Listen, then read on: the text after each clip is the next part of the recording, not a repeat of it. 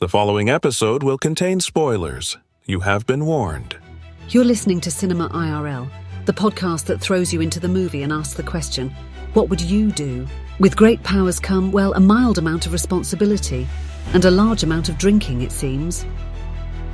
Figure out what I mean after Amber and Scott watched Supergirl. And now, Cinema IRL. I wish I could switch places for just one day. What would you do? Put yourself in my shoes. How do we handle this? What would you do? Put yourself in my position. What would you do? Now it's your turn. I think given the opportunity, this is probably more of the superhero I would be if I had superpowers. Someone that's just kind of drunk and checked out? Well, not completely drunk and checked out, but like I'm not going to dedicate my life to stopping evil. It's like, well, whatever. Okay, well, interesting start to the show. Whatever. Ladies and gentlemen, this episode we were talking about Supergirl, and this is the story of Superman's cousin who was sent to Earth when she was likely a teenager, I think. And yeah, she seemed to be. And she has been given Supergirl status. She has powers since she came to Earth.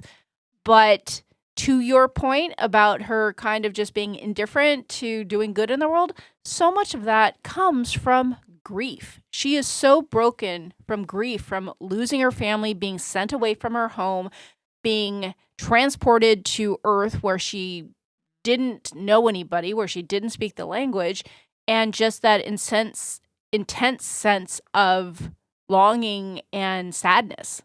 Yes, Superman had no recollection of anything about life on Krypton. Yeah, he came as a baby. So his was entirely Earth-based. Her entire childhood was on Krypton, and then she comes over. So, yeah, it's an adjustment.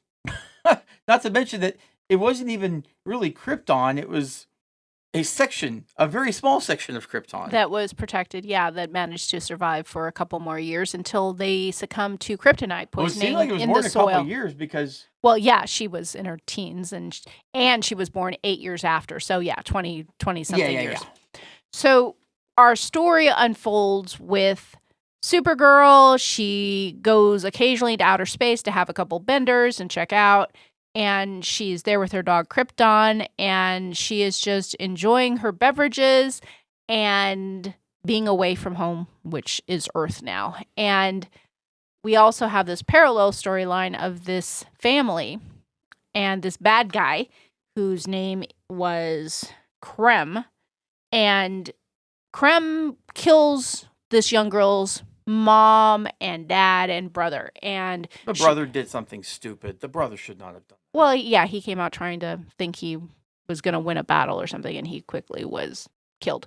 So the little girl, Ruthie, she is out to find this man who killed her family, Krem, and she's looking to get revenge. And her path crosses with Supergirl's path, whose name is Kara, and it turns out that Kara's dog Krypton in the store has been shot with a poison dart by Krem, and Krypton, who is her dog that she's had since a puppy, and the only thing she has of her former life and her family, is going to die in 3 days unless she gets the antidote for Krem. So Ruthie is looking for Krem because she wants revenge over her family being killed by him, and Kara is looking for Krem because she wants the antidote to save her dog. And the enemy of my enemy is my friend. These two girls unite, and shenanigans ensue. Shenanigans. Don't come between a girl and her dog. I've learned that a lot, and like, I get it. You want revenge. Your family was killed, whatever. But you effed with my dog. Okay, now we're gonna have it. It's funny. This film, I have the same feeling. Well, actually, even more strong feeling that I did with Superman. So when we saw Superman, I thought it was a cute film, and I thought it didn't need the profanity. I thought that's really unfortunate that it had profanity because there's no reason it couldn't have been a family-friendly film. And as soon as we got our first SHIT in this film, and then later a bad guy Lobo, kind of a bad guy, kind of a good guy in the middle, called Kara Tits, then I was like, is this really necessary? Yeah, there were a few bitches thrown around there. This is a summer blockbuster film, and I'm not a prude. I'm not someone who doesn't cuss. I can cuss with the best of them. But it just seems unnecessary that this could actually be a G-rated good action film for the entire family without the profanity. And I thought that was unfortunate. You're not making any Supergirl film G-rated or PG-rated. But the other thing I thought was also awkward is basically the female slave trade kind of sex slave theme of this film, which is Krem is part of this faction that abducts young girls and sells them as brides so they can have boys and keep the male gender dominant and prevalent in society. And I was like, do we really need to make this about child abduction and young brides and selling young girls? Like, is that really the theme is that the plot that needs to be woven through Supergirl? So one thing you need to remember is that there is a lot of source material when it comes to this. Like, these characters are already well developed. We know exactly who they are. For many people in that movie theater, nobody showed up that they didn't already know. I didn't know anything about Well, Supergirl I know you're character. not a comic book nerd. Well, you were saying everybody. Well, no, Everybody who's a comic book nerd, I guess, is what you're saying. I don't think I said everybody, but I think I said many people. Okay. Because, yeah, right now it's a lot of fans. So it's not a kid's movie. Like, it's not designed to be a kid's movie. It's designed to be a movie that can be watched by kids. I can't tell you the rating. I'm guessing it's PG-13. So, like, there's some edgy parts to it, but yeah, it's not some warm-hearted thing. And I was actually kind of disappointed in some of the things that happened because they ended up being a little too truth and justice for me. Oh, how so? What do you mean? Well, I'm jumping ahead if I say anything. So. No, you can jump ahead. Now it's okay to jump ahead. Let's start with the what do you mean now it's okay? I didn't say you Let's start with the couldn't. what would you do's. I want to start with Kara. Not Kara. Who's the girl? Ruthie? Ruthie. The one who had her family slaved. Yeah. So you've just had your family wiped out. You want to get the guy who killed your family. Do you? And she's what, maybe like 12 or something? Yeah. She is a young girl, but old enough to not be a kid. She's approaching. I mean, her dad was a master swordsmaker. Yeah, he's going to have some skills. Yeah, absolutely. Made weaponry, and that's what ultimately got her family killed. Is the bad guy Krem wanted their swords, and unfortunately, he didn't just take them and walk away. There wound up being bloodshed. So, what would I do? Honestly, I don't even blame Krem on that.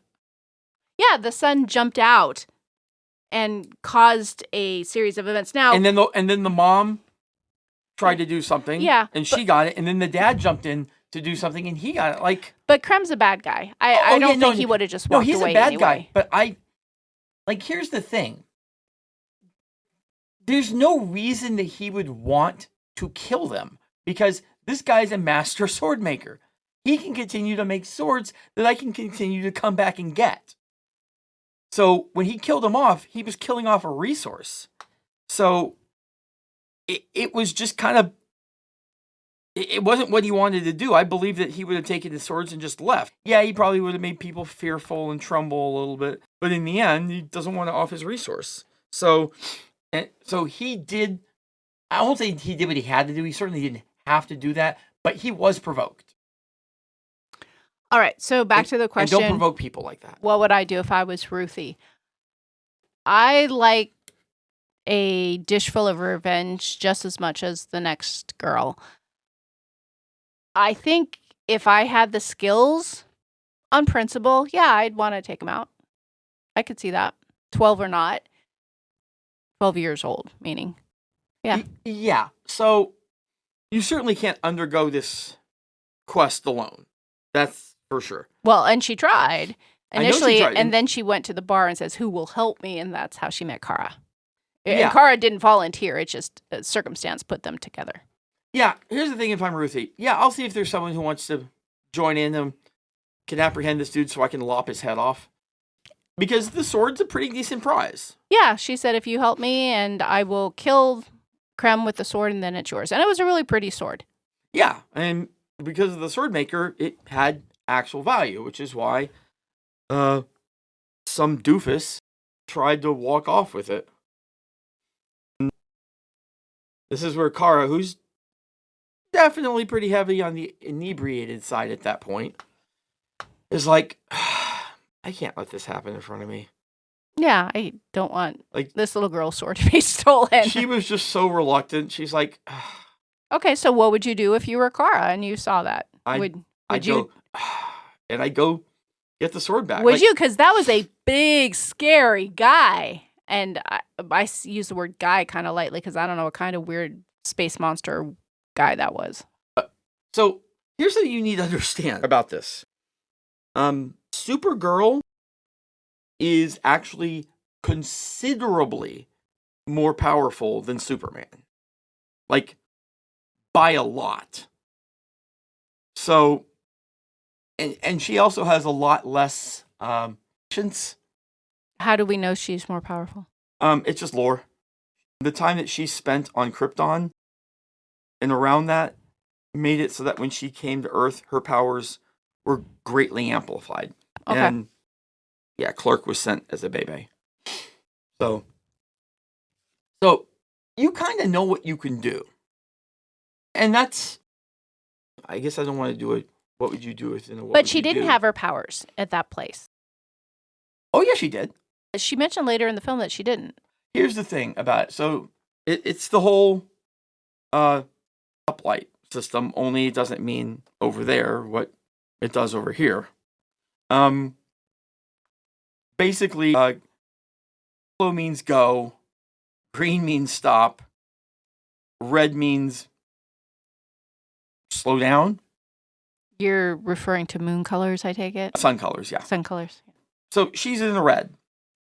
And it's her powers are lacking in that environment. They are not what they could be under a yellow sun. But for somebody like that, they are still more than enough to take care of things. It's just that, like, under a yellow sun, you basically can't injure her. You basically can't do anything to her. She is virtually unbeatable under a yellow sun. Under a red sun, because, like, she got swung at or something, and she was very amused when she saw blood. She was like, oh, I'm bleeding. But you're still, like, your capability. Sure. What you've got. And she knew that she could take the guy. So, and she did. Well, she did get some help from Crypto, who ended up fighting the bad guy's crotch. Yes. Again, I don't know if that was necessary, but it certainly was helpful. Yeah. Crypto's a helper. But that's the other thing, too. She was talking about, because she's kind of a universe wanderer at that point. Like, she lives on Earth, but she takes a lot of field trips. And she was like, maybe I should just be a red sun person. I can actually kind of get that because, like, they say, especially from Spider-Man, but it goes to a lot of characters, with great power comes great responsibility. Oh, sure. And on Earth, she has Clark, who wants to bring her into the good fight of, hey, we're good guys. We use our powers to help people and come hang out with me and be a do-gooder. And her theory internally has got to be, okay, well, with lesser powers comes lesser responsibility. Yeah, you can just hang back and toss back some alcohol and sleep in late and hang out. And just F around. So I get that when she's like, maybe I'm a red sun person. Life's a lot easier, but it's kind of a pathetic life because it's a terribly pathetic life. Yeah. So what would you do, though, if you were Kara and you had this very different life on Earth from where you are now, where there's this red sun, and you just stay out late drinking and you sleep in late and you hang out with your dog and then you do it all again? Would that be a vacation for you? Would you want to come back from it? Would you want to just say, hey, that's my life? It's the same reason people turn to drugs and alcohol. It's an escape. It's numbing. She wants to be numb because she is still very much grieving the loss of her family and the fact that the only other person of her kind they'll ever see is Clark, and he's kind of a nerd. So back to my question, what would you do? Listen, we'll negotiate the responsibility, but if I can have great power over here and meh power over there, I'm going to choose great. Like, let me choose what I want to do with it. Oh, so basically have a heart-to-heart with Clark and say, I'm not your sidekick. We're not a duo. I'll dip in here and there where something interests me, but I'm a part-time person. Yeah, pretty much. Like, listen, these powers to me are a burden because I just want to be like everyone else. I just want to be. Does she want to be like everyone else? I don't know if that's the case. I think she just doesn't want to be the do-gooder. I feel like she has a strong desire to fit in with society, but it's still that knowledge in the back of your brain. You're like, yeah, I kind of want to fit in, but I'm also God. So, like, I'm never really going to fit in. Yeah, you don't really have peers. Yeah, Superman is God level under a yellow sun as it is, and she absorbs way faster than he does. So she is God level. So and again, it's kind of hard to be that because you could tell she's a good person pretty much. I think because her mom told her to be good. Like, you don't have to be nice, just don't be evil. So she's imbued with the idea of I need to be a good person, and you can tell she's smart. Like, okay, if I'm a good person and I have all of these powers, then I should use them to help people. And it feels like a responsibility. That's not a responsibility she wants. So let's jump over to the part where Krem shoots Krypto with the poison. Yeah. And Kara takes Krypto to someone to get him treated and is told there is no treatment. You must get the antidote, and that is with Krem. And Krem has left the planet. He is somewhere in outer space. What do you do if you're Kara? That was a big sigh. Yeah, you have 3 days. Yep, 3 days. I'm probably more likely to want to grab Krypto and go fly towards the nearest yellow sun that I can, because Krypto, it's the same way that they do. Yellow good, green bad, red eh. So, but if there's poison in you, does it get rid of the poison? Yellow sun let her shake off kryptonite arrows later and stuff like that. Like, so you're not going after the antidote. You're trying an alternate remedy. Well, the thing you most want is your dog not to die. I guess it would depend on, because I know they said that traveling could make it progress faster. I'd have to know, like, I'd have to figure out, okay, do I think this yellow sun thing's going to work? If it doesn't, how much time have we actually lost on this? Like, if you're going to lose most of your time and that's your thing, then no, you probably go after the antidote because you're like, well, I know this will work. I just have a limited amount of time to do it. If you're like, it's going to cost me half a day, let's give it a shot. You can still use 60 hours to go after the antidote if it doesn't work. Because she doesn't really want to get involved. All she wants is her dog. She doesn't want to get involved with finding Krem, which was Ruthie's goal, is to help me find Krem. But she winds up teaming up with Ruthie because at this point they both need to find Krem. Yeah. So it turns out that on this adventure, Kara learns about the brides, the teenage girls, young girls who are abducted from their homes and kept in a cage to be married off, assumably to be raped by these Neanderthal men to keep the male race dominant. That does appear to be their purpose. And she is poisoned by a couple that she thinks is helping her, and they have made a deal with Krem saying, we will give you Ruthie and Kara, give our daughter back, who is currently on your ship as a bride. What do you do if you're this family, or this couple rather, and you meet Ruthie and Kara, and this thought crosses your mind?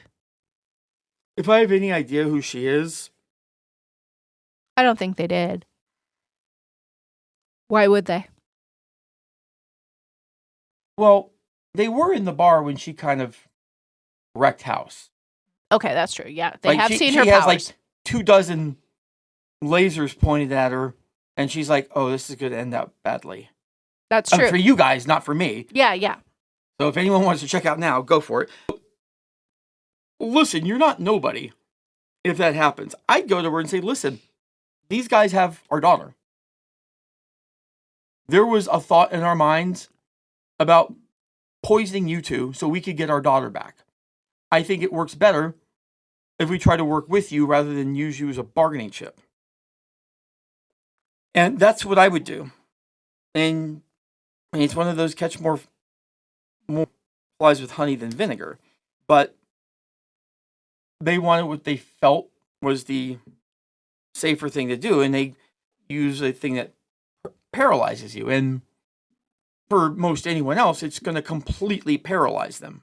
Yeah, they served her tea, and I gotta say, as soon as they said you want something to drink, I was thinking, Never- don't drink it, Never don't drink do it. something you don't pour yourself, girl. That's Yeah. a rule. Yeah, that Don't let strangers pour your beverages. is for sure. So, but because she is who she is, it really just kind of, Well, it did get her, and she had to drink some milk to coat her stomach, and then she barfed it all out. yeah, it so still it made wasn't her just sick. it wasn't her fighting it off. She was resourceful. yeah, but it wasn't going to kill her or even fully paralyze her. It would just make her super weak. But yeah, like, why not use the things that you can to make being sick not as bad?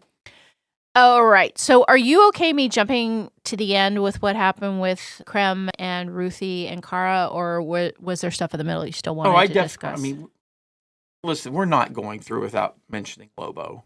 Okay. Lobo Give some context for folks. Lobo is a straight up mercenary. That's his thing. He is near God level himself. Like He was in the bar when Kara and Ruthie he were there. literally wiped out his own planet. So the guy's got some skills.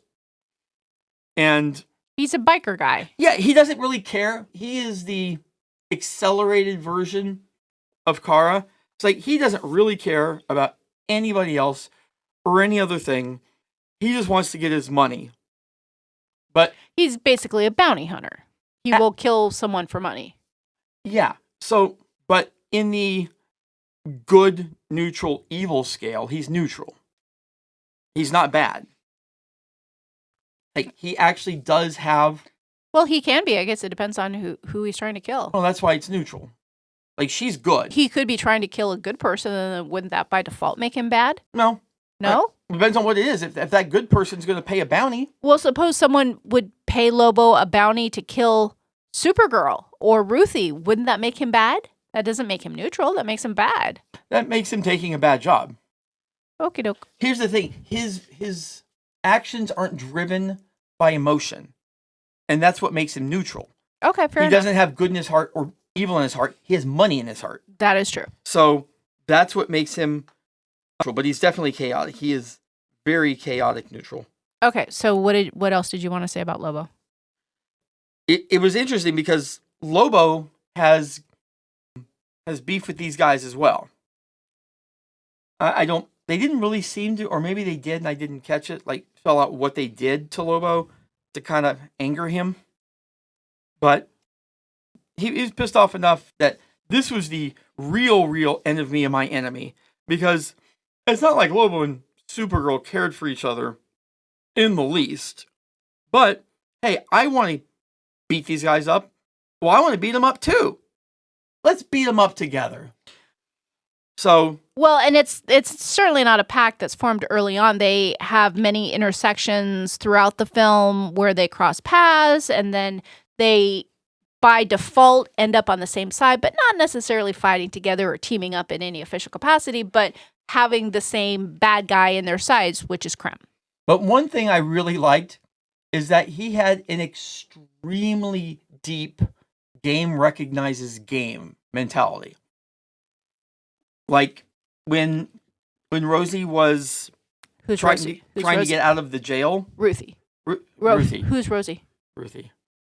Oh, they were captured. Yes, Ruthie was captured, And then and so was Lobo. She basically drew somebody in so they could cuff her so that she could jump behind them and choke them out. Yeah, And pretty he's good sitting there move for a going like- 12-year-old. He's sitting there like, look, he's insanely amused because he knows that there's no way that this girl should be able to take this guy. Yeah, he's But- huge and she's tiny. But she had the balls to try, and then not only tried, but got it done. And he was like, okay, you are freaking okay in my book.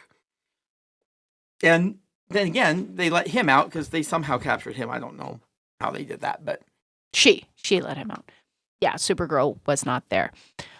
So let's jump toward the end. Is we have all of these fights and adventures and near misses and all of these interactions with Krem and Supergirl and Ruthie and Lobo. let's not go all the way yet. I want to go when they're, and I can't remember the name of the people that they're going after. The bad guys. I call them the bad guys. So they're trying to get to where the bad guys are. It was like the Blim or the Blem or something. Yeah, and they threatened somebody. She's like, hey, I'll let you live if you take me to them. She should have asked more questions first. Because they had gone to a mixed green sun, yellow sun planet. Okay, but let's infuse some. What would you do here? Well, Because but that's the thing. What would you do? I would, if they know where it is, tell me. And don't just bag me up because well, that's the what would you do? So Kara says, where are they? And she finds this person who says, I know where they are. And the bad guy says, okay, well, we'll take you to them. And by the way, put this bag on your head. So sounds like you're talking about the what would you do. So go there. Screw you. Here, I think the bigger problem is that she doesn't care that much because she has x-ray vision. So like the bag's not doing anything. It's just decoration for the most part. But obviously the intention is that so that they don't know where they've gone and can drop her off. And that is the point that I'm like, I need to know where this is. Because if you do, then you're looking at a green sun, yellow sun combination. And that's where they ultimately end up leaving her abandoned, where her powers go away and she gets very, very ill. yeah, so this is one of those things where timing is everything. Presumably, these are things that how it works. Like basically, green is night and yellow is day. So don't drop me off at night. Like, be like, I want to get dropped off in the morning. And again, you're threatening their life, so you can kind of get your way. Because, yeah, like getting dropped off in the green sun, you're basically like, hey, what? Just drop me off in this huge poisonous thing that's got a good chance of killing me. No. Yeah, Like, ask I more get- questions. Don't go blindly with people. I Don't trust people is what the theme that I'm hearing you. Don't drink what someone pours you. Don't blindly go with someone you don't know. Well, here's the thing. They don't even necessarily, the people who are transporting her, they don't necessarily know that she's Kryptonian. They don't know that a green sun is going to wreck her. I think they That's did. up to you to know. I think they did know. That's why they took her there, because as soon as they sent her out saying, oh, we can't get any closer, walk that direction, she walked about 15 feet, fell, and then they blasted off somewhere different. I think they did know. Oh, once they took her, they took her. It's up to her to get the information ahead of time to make sure, because the bad guys went there because there was a green sun. Well, you just said you didn't think they knew that would hurt her. No, the people who were transporting her. Yeah. I don't think they knew. They just knew that she was a badass. She didn't know what flavor of badass. Okay, I'm Like lost, but that's they're okay. they're not into Kryptonian anatomy. They don't know what does Wait, what. I assume they took her there knowing that it would take her out. No, they took her there because that's where the people were. That's where the bad guys were. She said, "Take me to the bad guys." They took her to the bad guys. Okay. Like, they did exactly what she asked. She just didn't ask the right questions. Okay. So, yeah, when the son's kind of an important thing to you. You're kind of teetering on victim blaming, but okay. But sure. Yes. Ask more questions. Well, no, it's not victim blaming. She literally said, "Take me there." They did. Okay. They did what she asked. She just didn't ask the right question. Okay. And you've got to be smarter than that. Okay. So, luckily, her little tag-along, Ruthie, was able to drag her into a cave. Though, also, if I'm Ruthie, I'm dragging her further back in the cave. Like, it's pretty clear that this green sun is a problem. So, get her as far out of that light as you can. It's not necessarily going to be restorative, but you don't want green light hitting her. It's just kind of not her thing.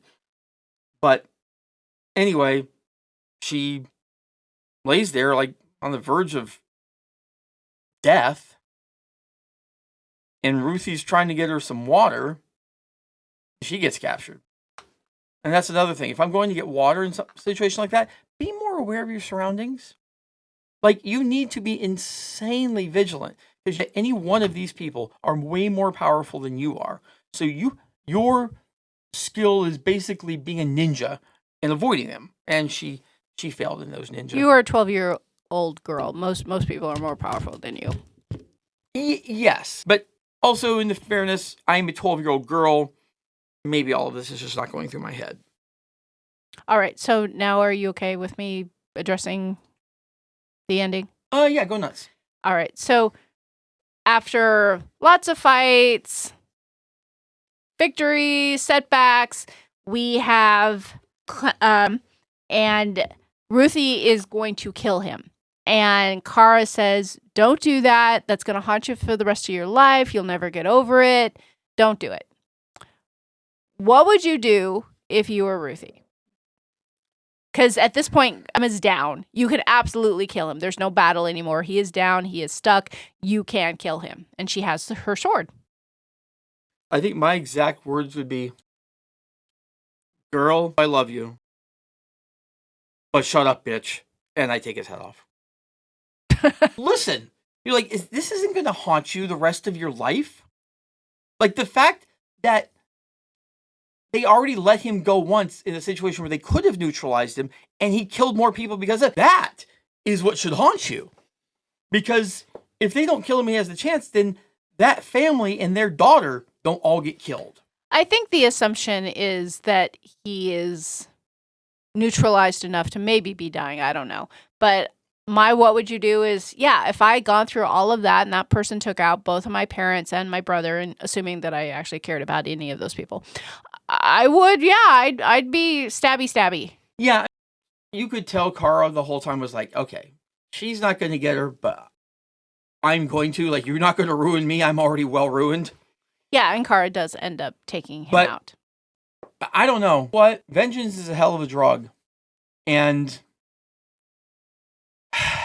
well, it goes back to wanting to right a wrong or to feel better about you being wronged or someone else being wronged. Yeah, that's the thing. Because she doesn't actually know that Kara goes back and... No, she doesn't. Kills him. She intentionally does that. I get it. Lopping someone's head off is definitely something that could potentially have scarring consequences. Well, she didn't decapitate him. She did stab him. Oh no! twice. See, I would have gone full on guillotine. Okay, so your what would you do is off with his head? Like, I would take his head off and take it with me and stick it on a what is it, a pole, a spike, and then I'd stick it on whatever. On the ground. Like, I don't want him just dead. I want his head as a trophy. He killed my entire family. Yeah. So no. I'm so good with her getting her actual vengeance, and I was Ruthie. Yeah, I was really disappointed that Kara robbed her of that, because I think it does, in this corner case, it actually does more good to deliver the death blow than bad. It's one thing if you kill someone by accident, like you were out drinking, you were negligent, you drove, you hit someone and you killed them. That is a lot to live with. If you kill someone because they took out your entire family, I think that's easier. Yeah. Yeah, that's... Obviously, one is accidental, one is intentional, but... and that was the thing. She had no problem doing it. Her whole time, she was like, yeah, this is what I'm going to do. And if it hadn't been for Kara stopping her, though I did find it funny that Ruthie said, you can't stop me. I'm like, girl, have you not been watching the last hour and 45 of this movie? She can. She absolutely can if she wants to. She absolutely can. Yeah, very true. You could tell Ruthie was definitely still very innocent and highly idealistic and incredibly naive. Maybe Kara wanted to save that for her, but I also feel like that's what leads you to being in a bubble your whole life. Like, that bubble's got to pop at some point. If you are the kind of girl who at 12 years old grabs a sword, ventures into a scary dive bar and says, I need someone to help me kill this man who killed my family, that is not some fragile, frail little girl who needs to be protected. She has been raised in an environment where she is confident, she is self-assured, and she knows that she is capable. Yeah. So let's hop over to our happy ending. Kara gets the antidote. Krypto is saved. Hey, Krypto. And Kara is rejuvenated in a lot of ways. So what would you do? Kara ends up going back to Earth with kind of almost like that. You started off saying she went on vacation, kind of that vacation glow of like, okay, I'm restored, I'm back. Yeah, it gave her purpose. Like, she felt like she was doing something for a purpose, and that's one thing that can take you out of a every night bar crawl. Once you feel like you have something, like his only family members, like, hey, come hang out with me and help prove justice in the American way. And she's like, the bar crawl thing wasn't really working for me, so let's give this a try and see if it'll work. So she was still experimenting. Like, she was like, I don't know what I want, but I'll try this. Yeah. Well, we'll see what her next adventure is. Yeah. She still should have taken off the guy's head, though. One of them. A stick. One of his heads? No, the bad guy's She head. said one of them. She should have cut off one of them. No. One of them being either Kara or Ruthie.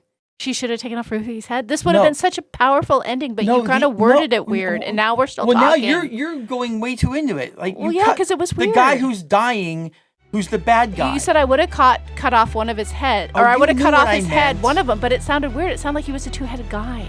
You knew what I meant. I didn't. It was weird. We hope you enjoyed our episode. Thank you for listening. And to catch all the new episodes, please subscribe. We release 2 to 3 episodes weekly, so we'll have new content regularly. Until next time.